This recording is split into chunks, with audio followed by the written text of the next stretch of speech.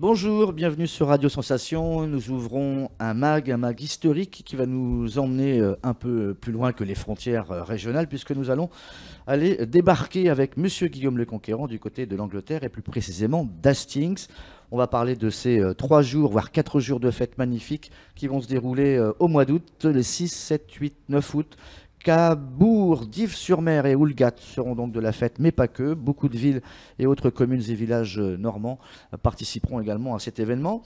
Nous accueillons Arlette Girard, qui représente l'Office de tourisme de Dives-sur-Mer, puisque Christine Le Calonnec a eu un petit souci de voix et elle est excusée et on la salue. Vous représentez, Arlette, la Ruée vers l'Art, l'association que tout le monde connaît sur Dives-sur-Mer et hors de nos frontières. Bonjour. Bonjour. Nous accueillons aussi Pascal Boissel et son épouse Renata Boissel-Devel qui s'occupent, eux, pour ce qui est de cet événement, des relations directes avec les descendants de Guillaume et des compagnons de Guillaume le Conquérant. Pascal, bonjour. Bonjour. Et Renata, de même, bonjour. Bonjour, monsieur. J'espère que vous allez bien, tout autant que hier, lors de notre premier rendez-vous historique. On va aborder une partie qui est un peu moins connue de ceux qui sont des puristes, en tout cas de la chevalerie. C'est ce côté un peu plus britannique, Sherlock Holmes. Alors, il faut m'expliquer pourquoi Sherlock Holmes arrive dans ces festivités du 950e anniversaire du départ de Guillaume le Conquérant. Là, je m'adresse au fautif, à Pascal Boissel. Que vient faire Sherlock dans cette histoire? Sherlock Holmes, tout le monde le sait, est le fils spirituel ou la créature de Conan Doyle. Ouais. Conan Doyle descend d'un compagnon de Guillaume qui a embarqué avec lui à la conquête de l'Angleterre et qui s'appelait Douilly. D'accord. D'ailleurs, il y avait plusieurs Douilly dans l'expédition, un Robert et un Raoul Douilly. Et le nom Douilly, une fois arrivé en Angleterre, a évolué au cours des siècles et est devenu Doyle, d'où Conan Doyle. Voilà le lien direct entre Dives-sur-Mer et l'auteur d'un des personnages les plus représentés, par exemple, au cinéma dans le monde, Conan Doyle, Sherlock Holmes. Est-ce que Conan Doyle était conscient de ses racines normandes à l'époque où il écrivait sur Sherlock? Conan Doyle était très francophile et très fier de ses racines normandes qu'il connaissait parfaitement. On a d'ailleurs une vue de lui habillé en normand, hein, il a un bel costumé, preuve qu'il est déjà un peu sensible à tout ça. Et dans plusieurs de ses aventures, on reconnaît l'intérêt de Conan Doyle pour la Normandie. Alors vous êtes un peu torturé l'esprit et vous nous avez pondu une énigme, une chasse au trésor. C'est pas moi qui ai pondu une énigme, c'est le président fondateur de la société Sherlock Holmes de France qui est beaucoup plus compétent que moi pour concevoir ce genre d'énigme. Il s'agit d'un texte en norrois de plusieurs lignes qui donne les indices nécessaires pour retrouver le trésor. D'accord, un trésor qui sera enfoui dans la région normande ou plus précisément autour de Dives. Là, je ne vous demande pas de piste générale, mais... Il sera caché dans le Calvados. Super, d'accord. Vous avez déjà une... Ça oriente déjà vos recherches. Et on a sur un combien de point temps précis. pour le trouver, ce trésor-là? La solution du jeu, normalement, a lieu la résolution du jeu a lieu au mois d'août. La chasse a commencé, c'est ça? Ah, tu as déjà La chasse a commencé. déjà commencé. Le 7 août sera révélé le trésor, sa cachette, et remis les dons à ceux qui l'auront trouvé. D'accord. Une expo Sherlock qui a lieu, je crois, en ce moment à Dives-sur-Mer, c'est ça? Oui, dont le titre est Holmes Sweet Home, D'accord. qui montre le sitting room authentique du détective du 221B Baker Street, D'accord. qui se compose de tout le mobilier de Holmes, de tout son matériel, c'est-à-dire le Deerstalker, le manteau McFarlane, la loupe, le violon Stradivarius, le gazogène, etc., etc., et beaucoup d'éléments faisant partie intégrante des aventures de Sherlock Holmes, qui, je le rappelle, se compose de 62 nouvelles et de 4 romans. Un ensemble qu'on appelle le canon. Autour de cette exposition et autour de cet événement sur 3 jours, est-ce que des personnes qui sont des cinglés, entre guillemets, de Sherlock ou de Conan Doyle vont venir également à cet événement? Nous attendons la venue de beaucoup de membres normands, mais aussi français et même étrangers, de la société Sherlock Holmes de France. D'accord. Une exposition, des conférences peut-être qui seront Des faites? conférences, dont une conférence sur les Normands en Sicile, mais il y a également prévu, je crois que c'est le 7 août, la projection en avant-première française d'un film consacré à Sherlock Holmes et qui sera commenté par le président de la société Sherlock Holmes. D'accord. Le 5 août, pardon. Non, pardon, le 30 avril. On vous voit, vous êtes passé à la télé. Le 30 avril. Vous voulez dire quoi? Le 5 août, c'est ça? Je disais que le film c'était le 30 avril. D'accord. Oui, effectivement. Voilà, c'est ça. En ce qui concerne l'événement de ce 950e anniversaire du débarquement, entre guillemets, à l'envers de Guillaume vers l'Angleterre, on attend quasiment le triple, voire le quadruple, si ce n'est plus, de l'équivalent d'un Tour de France dans une petite commune comme Dives-sur-Mer. Combien de personnes vous attendez là sur ces 3 jours? Écoutez, il est très difficile de vraiment calculer le nombre de personnes, mais on table à peu près sur 150 000 personnes 150 qui 000. vont oui, venir pendant, parce que c'est 7 jours de fête quand même, hein, puisque les fêtes commencent les 4 et le 5 août avec le départ des marches de Guillaume pour Guillaume, et ces marches vont partir de Touques, d'Ozulé et Troarn. D'accord. Donc en tout, ça fait 7 jours de fête quand même.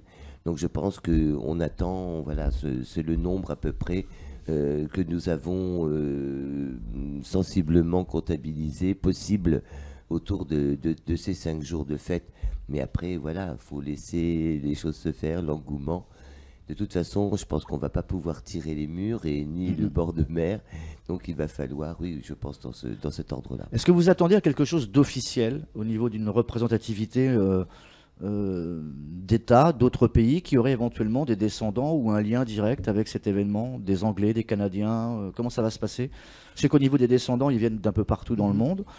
Des contacts sont pris avec la cour royale d'Angleterre, par exemple, Oui. avec les cours danoises et de Norvège.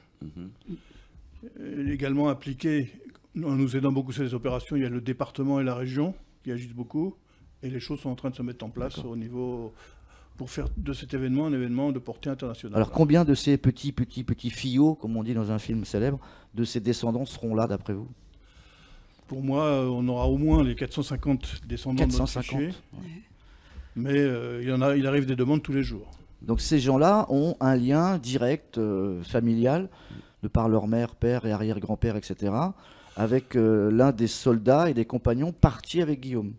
Tous n'ont pas forcément le lien écrit, puisqu'il y a 38 générations, et c'est impossible, sauf pour les familles nobles qui conservaient vraiment la trace écrite de leur contrat ou de leurs alliances, c'est impossible d'avoir la trace sur 38 générations pour ces 450 descendants.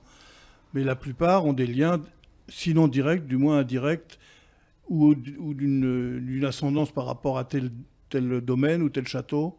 Et donc, nous n'avons aucune raison de croire que leur intérêt qui est réel soit simulé. Donc ça va être un moment historique et ça va être un moment aussi d'émotion assez fort pour ces gens-là. Ça a déjà été un événement en 2011, qui était l'anniversaire de la création de la Normandie.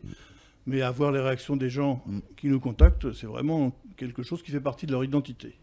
De la présence donc de nations étrangères, je vais en profiter pour donner la parole à Renata. Des Italiens seront là aussi pour manifester de façon festive, entre guillemets, qui viendront donc de Sicile, c'est ça? Absolument.